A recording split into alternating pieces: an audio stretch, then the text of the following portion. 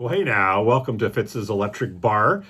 Today I am focusing on or supporting MGK Boston's push for 1 trillion subscribers. Some would say that he is overly ambitious. I just say, good moxie on you, Mike. And here's my response. So Mike and Patty prepared 10 questions here. And so these are my 10 responses to enter his push to 1 trillion subscribers. And he'll be the most watched person on all of YouTube if he can hit his 1 trillion subscribers. Question number 1, vacation. Where do you like to go? Well, I didn't used to really love beach vacations. I preferred cities. But now I enjoy going to the beach every once in a while, especially to break up a wet winter on the wet coast of British Columbia. So my spot is near Puerto Vallarta. It's not Puerto Vallarta itself, although I enjoy one night there, but it's a place called Yelapa. Yelapa has a long history of, for years it didn't have any electricity. And I believe that Bob Dylan, maybe Donovan, a few musicians spent some period of time there. It can only be accessed by boat, but it's about a 1 hour speedboat ride from Puerto Vallarta. But I love Yelapa because it's very quiet. I have a nice place that I like to stay. Haven't been there for a few years, but I always enjoy it when I get there. And after about 5 days, I'm just bored out of my mind, which is kind of like a nice state of mind to be in when you come back home and you're ready for some stimulation. So Yelapa in Mexico. Number 2, name a solo artist everyone seems to love, but you can't stand. I don't really love negative questions or focusing on all that hate. My God. There aren't so much artists that I hate. I mean, there are all these artists, I guess, that are of no interest to me, really.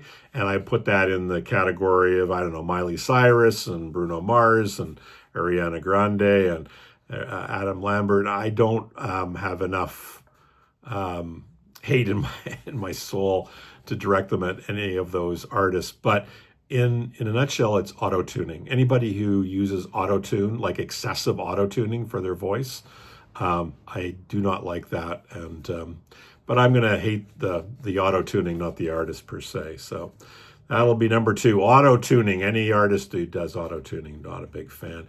Name a band that everyone seems to love, but you can't stand. I don't think in the vinyl community there are a lot of people, at least channels that I watch or watch mine, like Nickelback. But Nickelback does sell a lot of records and streams a lot of songs, and I am not a Nickelback fan. I try to figure out what it is about them, but I feel like in essence, they just feel like posers. It seemed like they came along and they kind of tried to pick up on the grunge thing, and they just did it inauthentically, and so I'm not a big Nickelback fan. Show a jazz album. This is my most recent jazz purchase. Beautiful, shiny cover. And Donald Byrd's Kofi. I've been a Donald Byrd fan for a long time, probably 30 years or something. I don't have an extensive collection of Donald Byrd's music. Blackbird was a big one for me. And then when he played trumpet on Guru and Jazzmataz's first Jazzmatazz release, I really enjoyed that. I also love New Perspectives and the song Cristo Redentor I've mentioned before. But this was something recorded in 69 and 70, 2 sessions, one in 69, one in 70. For the most part, different session men on this. And it's a great sounding record. And it was not released when it was recorded. So 69, 70 apparently was released in 95, and it's just come out as a tone poet. And I love it. I love the sound. I love the kind of the funkiness. There's some electric piano, which I absolutely love electric piano, not to be confused with an organ. A much softer sound and really, really nice. And there's a lot of exploratory stuff. Side 1's got 2 tracks, the title song, Kofi, and the second song, Fufu. Each run about one's 8 minutes, almost 8 minutes, and one's 9.5 minutes. But you get some really nice grooves, some beautiful performances, some nice soloing. Donald Byrd's Kofi, highly recommend it. I think it's a really, really good release. There we go. That was number 4. Number 5, show a country and western album. So country and western was how Mike, the way the question was phrased. So artists that I feel are kind of country tinged or new country, I don't know, whatever you want to call it, I don't think is country and Western. So I think Patsy Cline certainly falls in that category. I know Brian from Embryonic Robot also showed a Patsy Cline greatest hits, and this is that as well. Just got a little bit more on it. I think his is a one record, and this is a double record. But Sweet Dreams, Your Cheating Heart, Crazy, sort of all the stuff that you would know. Patsy Cline. One of the interesting things is that the Canadian musician Katie Lang, at one point, people were saying she was a reincarnation of Patsy Cline. Kind of cool. Who is your favorite sports team or athlete of all time? Well, I used to play a lot of sports. I used to play, and I'm Canadian, so I love hockey. And for years, I was a Toronto Maple Leafs fan. And after getting my heart broken over and over and over again, I stopped really caring. I just stopped watching hockey for years. Wasn't really that interested. When I moved to Vancouver in '95, I started getting back into hockey, and I started playing hockey again. And so I started to really follow the Vancouver Canucks.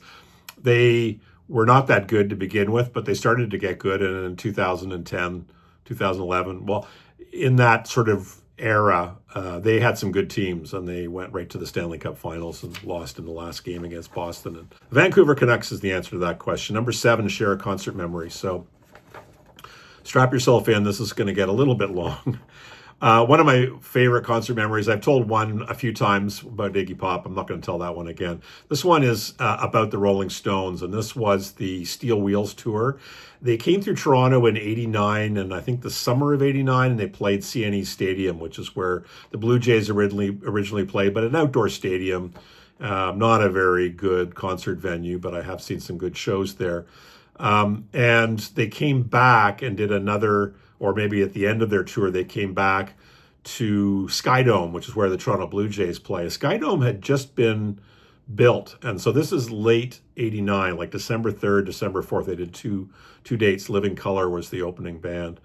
And I remember going the first night, had the worst seats in the Skydome, just way up in the nosebleeds. And Living Colour came on, and I've described it as being like a piece of machinery that's turned on and then shut off. And it just was noise, echo. It was horrible. And I thought, oh my God, this is going to be a terrible show. And lo and behold, when Living Colour left and the Rolling Stones came on, the sound was fantastic. Somehow they fixed the problem. Surprise, surprise.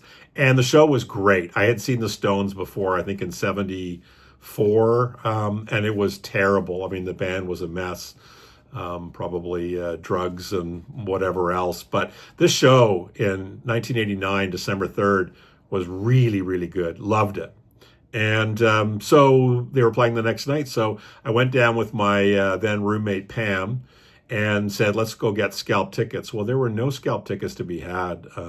I don't even think they were to be had for high prices. Everybody wanted to go to the show. So we wandered around the Skydome, and at one point, I saw a door that was ajar, and I pried open the door, and Pam and I looked at each other and went like, let's try to get through there. So we walked through this door. Suddenly we're going through sort of the remnants of some construction. And lo and behold, there's starting to be people around and everything. And we didn't know what was going on, but we were in the Skydome. We went down, and all I could think of is a name of a guy I knew that worked for Labatt's, the beer company. In case anybody stopped us, I would just pretend stupidly like I'm there with this Labatt's rep. And I don't know where he's gone, but anyways, he's got our passes and everything. Pam and I kept walking down. Pam kept looking at me, and I was like, don't even look at each other. We can't look like giddy schoolgirls, or they're going to throw us out. We got to look like we belong. We went down, we went through. We suddenly realized we were backstage. We just kept walking, and we came out into the very front row of the concert at Skydome. And we walked about 10 rows back, and there were 2 seats that nobody was sitting in. I knew the show was going to start really soon because they were playing the song Continental Drift, which is an instrumental off of Steel Wheels. And I remember from the night before that they played that, and then they cut the lights, and then the show started with Start Me Up. And Pam and I went to those seats. An usher came over and said, where are your tickets? We said, our friends have the tickets. They're just off getting beer and a hot dog. And the usher went away. and then the lights went down and the show began. And that was really fun. It was the same show, but really close. And Pam, I think it was one of our concerts of a lifetime for her, and it was fun to share that with her. So Rolling Stones, December 4th, in that case, 1989. Shout out to a newer vinyl community channel. I've mentioned these guys both a couple times. I want to see them get more subscribers. I think they're both very worthy of that. First one is Adam on an Island is the name of his channel. And the second one is Dave at M Fidelity. So I'll put the links down below to their channels, but they're both excellent channels. Show an album by a Canadian artist. Well, this could be country, but not country and western, but this is Fred Eaglesmith, Canadian singer-songwriter, kind of in the country vein, really irascible guy. But this record I just think is awesome. It's so good. It's called 6 Volts, Fred Eaglesmith, and it's kind of like a slightly more country version of the band than the band was during sort of Music from Big Pink and the first record. Betty's a great song. Katie is a song like a murder ballad about a guy coming home and his girlfriend's in the arms of his best friend. And just the way he describes like the shotgun going off and killing both of them and then burying them underneath the hickory tree. Johnny Cash is a great tune where Fred talks about everybody loves Johnny Cash, but nobody was paying attention to Johnny Cash, you know, like in the 80s when he was a forgotten man. And so he was kind of pointing out the hypocrisy of everybody's sort of a born-again Johnny Cash fan, but there were some lean years where Johnny was not getting gigs and not of much interest to most people. Cigarette Machine, Trucker Speed, specifically about taking Benzedrine and whatever, Dexedrine, and driving a truck, and just awesome. Really highly recommend this. It's a little Townes Van Zandt-ish, but not quite so dark, and got a good sense of humor. 6 Volts, Fred Eaglesmith, Canadian artist. And happy birthday. Show an album that was released the year you were born. Well, I was born in 1959. And that was the year that Kinda Blue came out, Giant Steps came out, Dave Brubeck's Time Out came out. It was a pretty damn good year. Obviously, all those artists were super inspired by the birth of not Baby Jesus, but Baby Fitz. And they put out some of their best work, and I always appreciated that I was their muse. But because those are so obvious, I'm going to choose Frank Sinatra's Come Dance With Me. That was 1959. My uncle, if he watches this video, he may ask for the record back. I got it from my grandmother. I guess he didn't take it from her place when he moved out. But Come Dance With Me, Frank Sinatra, just an awesome record. Billy May and his orchestra.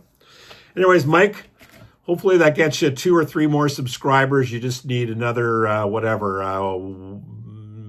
2,999,000,000 and carpe diem.